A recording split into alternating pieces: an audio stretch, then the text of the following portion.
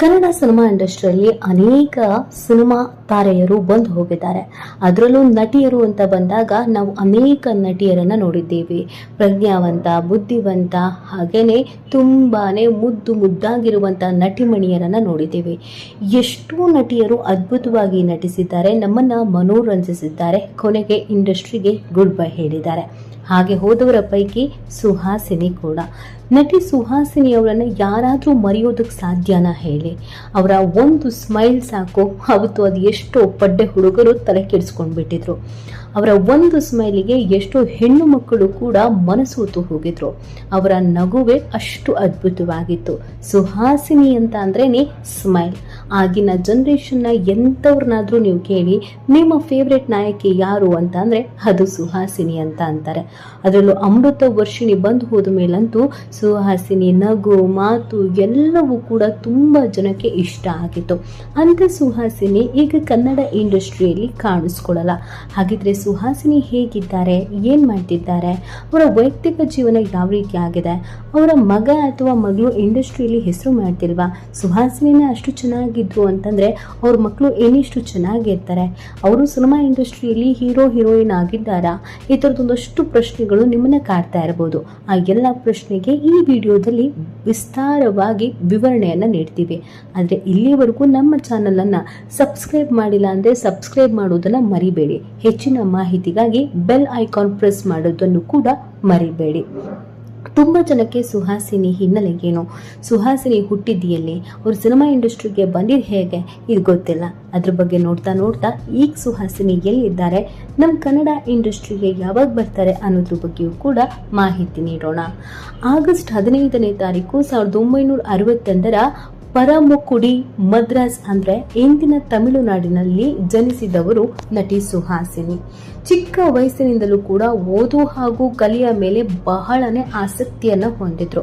ಚಿಕ್ಕ ವಯಸ್ಸಿಗೆನೆ ಅವರಿಗೆ ನಟನೆ ಬಗ್ಗೆ ಹೇಳ್ಕೊಟ್ಟವ್ರು ಯಾರು, ನಟನೆ ಬಗ್ಗೆ ಆಸಕ್ತಿ ಬರೋದಕ್ಕೆ ಕಾರಣ ಯಾರು ಅನ್ನೋದನ್ನ ನಿಮ್ಗೇನಾದ್ರೂ ಗೊತ್ತಾದ್ರೆ ನೀವು ಕೂಡ ಶಾಕ್ ಆಗ್ತೀರಾ. ಇಷ್ಟು ದಿನ ನಮಗೆ ಗೊತ್ತೇ ಇರ್ಲಿಲ್ವಲ್ಲ ಅಂತ ಹಾಡ್ತೀರಾ. ಹೌದು, ಶಾಲಾ ದಿನಗಳಿಂದಲೂ ಸಣ್ಣ ಪುಟ್ಟ ಡ್ರಾಮಾ ಹಾಗೂ ನೃತ್ಯಗಳಲ್ಲಿ ತಮ್ಮನ್ನ ತಾವು ತೊಡಗಿಸಿಕೊಂಡಿದ್ರು ಸುಹಾಸಿನಿ. ಹೀಗೆ ನಟಿ ಸುಹಾಸಿನಿ ಅವರು ತನ್ನ ಅಜ್ಜಿ ಮತ್ತು ಚಿಕ್ಕಪ್ಪ ಕಮಲ್ ಹಾಸನ್ ಅವರ ಜೊತೆ ವಾಸಿಸೋಕೆ 12ನೇ ವಯಸ್ಸಿನಲ್ಲಿಯೇ ಮದ್ರಾಸಿಗೆ ಬರ್ತಾರೆ.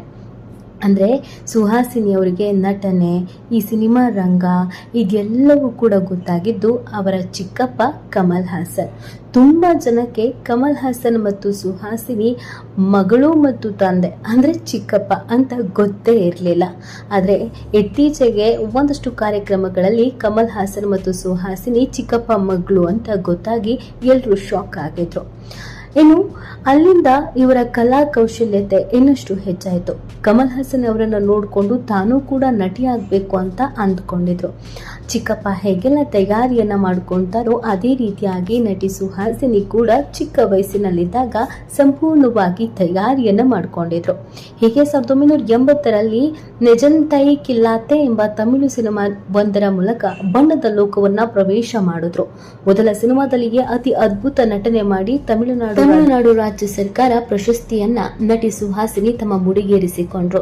ಆನಂತರ 1983ರಲ್ಲಿ ತೆರೆ ಕಂಡ ಮಲಯಾಳಂನ ಕುಡಿಪೆಡೆ ಎಂಬ ಸಿನಿಮಾದ ಮೂಲಕ ಮಮ್ಮುಟ್ಟಿ ಅವರ ಜೊತೆ ಅಭಿನಯಿಸುವಂತ ಭಾಗ್ಯ ಕಲ್ಪಿಸಿಕೊಂಡಂತ ಸುಹಾಸಿನಿ ಅವರು ಮಲಯಾಳಂ ಸಿನಿಮಾ ರಂಗದಲ್ಲಿಯೂ ಗುರುತಿಸಿಕೊಂಡ್ರು.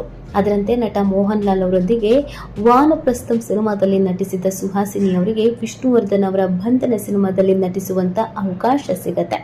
ಈ ಮೂಲಕ ಕನ್ನಡ ಸಿನಿಮಾ ರಂಗಕ್ಕೂ ಕೂಡ ಎಂಟ್ರಿ ನೀಡಿದ ಸುಹಾಸಿನಿ ಸಾಲು ಸಿನಿಮಾಗಳಲ್ಲಿ ಅಭಿನಯಿಸಿ ಪ್ರೇಕ್ಷಕರ ಮನ ಗೆದ್ರು. ಸುಪ್ರಭಾತ, ಮುತ್ತಿನ ಹಾರ, ಹಿಮಪಾತ, ಹೆಂಡತಿಗೆ ಹೇಳ್ತೀನಿ, ಮಾತಾಡು ಮಲ್ಲಿಗೆ, ಸ್ಕೂಲ್ ಮಾಸ್ಟರ್, ಅಮೃತ ವರ್ಷಿಣಿ ಮೊದಲಾದ ಸಿನಿಮಾಗಳಲ್ಲಿ ಅಭಿನಯಿಸುವ ಮೂಲಕ ಸುಹಾಸಿನಿ ಕನ್ನಡ ಮಾತ್ರವಲ್ಲದೆ ತಮಿಳು, ತೆಲುಗು, ಮಲಯಾಳಂ ಸೇರಿದಂತೆ ಹಲವು ಭಾಷೆಗಳಲ್ಲಿ ಅಭಿನಯಿಸಿದ್ರು. ಇನ್ನು ಸಿಂಧು ಭೈರವಿ ಎಂಬ ಚಲನಚಿತ್ರಕ್ಕೆ ಅತ್ಯುತ್ತಮ ರಾಷ್ಟ್ರೀಯ ಚಲನಚಿತ್ರ ಪ್ರಶಸ್ತಿಯನ್ನ ಸುಹಾಸಿನಿ ತಮ್ಮ ಮುಡಿಗೇರಿಸಿಕೊಂಡಿದ್ದಾರೆ. ಇನ್ನು ಇವರ ವೈಯಕ್ತಿಕ ವಿಚಾರದ ಕುರಿತು ನೋಡುವುದಾದ್ರೆ ಸುಹಾಸಿನಿಯವರು ಸಿನಿಮಾ ರಂಗದ ಉತ್ತುಂಗದ ಶಿಖರದಲ್ಲಿ ಇರುವಾಗಲೇ ಖ್ಯಾತ ನಿರ್ದೇಶಕರಾದಂಥ ಮಣಿರತ್ನಂ ಅವರೊಂದಿಗೆ 26ನೇ ತಾರೀಕು ಆಗಸ್ಟ್ 1988ರಂದು ದಾಂಪತ್ಯ ಜೀವನಕ್ಕೆ ಕಾಲಿಟ್ರು. ಇವರಿಗೆ ನಂದನ್ ಎಂಬುವ ಮಗ ಇದ್ದಾನೆ. ಕೇವಲ ನಟನೆಯಲ್ಲಿ ಮಾತ್ರವಲ್ಲದೆ ನಿರ್ಮಾಣದಲ್ಲಿಯೂ ತೊಡಗಿಕೊಂಡಿರುವಂತಹ ಸುಹಾಸಿನಿ ಅವರು ಪತಿ ಮಣಿರತ್ನಂ ಅವರ ಸಹಾಯದಿಂದ ಮದ್ರಾಸ್ ಟಾಕೀಸ್ ಎಂಬ ಸಂಸ್ಥೆಯನ್ನು ನಡೆಸ್ತಾ ಇದ್ದಾರೆ. ಅಷ್ಟೇ ಅಲ್ಲದೆ ಸಹಾಯಕ ನಿರ್ದೇಶಕಿಯಾಗಿಯೂ ಕೆಲಸ ಮಾಡುವ ಮೂಲಕ ಗಂಡನಿಗೆ ಸಪೋರ್ಟ್ ಮಾಡುವ ಮಾದರಿಯ ಹೆಂಡತಿಯಾಗಿ ಸುಹಾಸಿನಿ ಹೊರಹೊಮ್ಮಿದ್ದಾರೆ. ಹೀಗೆ 1980ರಿಂದ ಸಿನಿಮಾ ರಂಗದಲ್ಲಿ ಸಕ್ರಿಯರಾಗಿರುವ ಸುಹಾಸಿನಿ ಅವರು 61 ವರ್ಷ ಮಹಿಳಾ ಪ್ರಧಾನ ಪಾತ್ರಗಳು ಅಥವಾ ಪೋಷಕ ಪಾತ್ರಗಳ ಮೂಲಕ ಜನರನ್ನು ರಂಜಿಸುತ್ತಲೇ ಇದ್ದಾರೆ. ಈ ನಟಿ ಅಭಿನಯದ ಬಹುತೇಕ ಸಿನಿಮಾಗಳು ಯಶಸ್ವಿಯಾಗಿದೆ. ಅವರ ಪುತ್ರ ಕೂಡ ತಂದೆ ತಾಯಿಯಂತೆ ಸಿನಿಮಾ ಇಂಡಸ್ಟ್ರಿಯಲ್ಲಿ ಇರಬೇಕು, ಹೆಸರನ್ನ ಮಾಡಬೇಕು ಅಂತ ಅಂದು ಇದೀಗ ಸಿನಿಮಾ ನಿರ್ಮಾಣ ಕಾರ್ಯದಲ್ಲಿ ಬ್ಯುಸಿ ಆಗಿದ್ದಾರೆ. ಸಿನಿಮಾ ಅಂತ ಬಂದಾಗ ಕೇವಲ ನಾಯಕ ನಟ ಅಂತ ಮಾತ್ರ ಅಲ್ಲ, ನಿರ್ದೇಶಕ, ಸಹಾಯಕ ನಿರ್ದೇಶಕ, ನಿರ್ಮಾಪಕ ಹೀಗೆ ಅನೇಕ ರೀತಿಯಾದಂಥ ವೃತ್ತಿ ಇದೆ.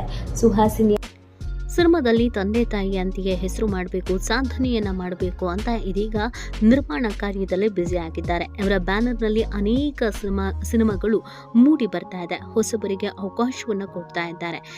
ಸುಹಾಸಿನಿ ಅವರು ಇನ್ನೂ ಕೂಡ ಸಿನಿಮಾಗಳನ್ನು ಮಾಡಲಿ, ಕನ್ನಡ ಇಂಡಸ್ಟ್ರಿಯಲ್ಲಿ ಮತ್ತೆ ಹಲವಾರು ಸಿನಿಮಾಗಳಲ್ಲಿ ನಟಿಸಲಿ ಅನ್ನೋದು ಎಲ್ಲರ ಆಶಯ. ಯಾಕಂದರೆ ಸುಹಾಸಿನಿ ಅವ್ರಿಗೂ ಕೂಡ ಫ್ಯಾನ್ ಬೇಸ್ ಅಷ್ಟರ ಮಟ್ಟಿಗೆ ಇದೆ. ಹ್ಯಾಪಿ ಫ್ಯಾಮಿಲಿ ಲೀಡ್ ಮಾಡ್ತಿದ್ದಾರೆ, ಆದರೆ ಸಿನಿಮಾಗಳಲ್ಲಿ ನಟಿಸಲಿ ಅನ್ನೋದು ತುಂಬ ಜನರ ಆಶಯ.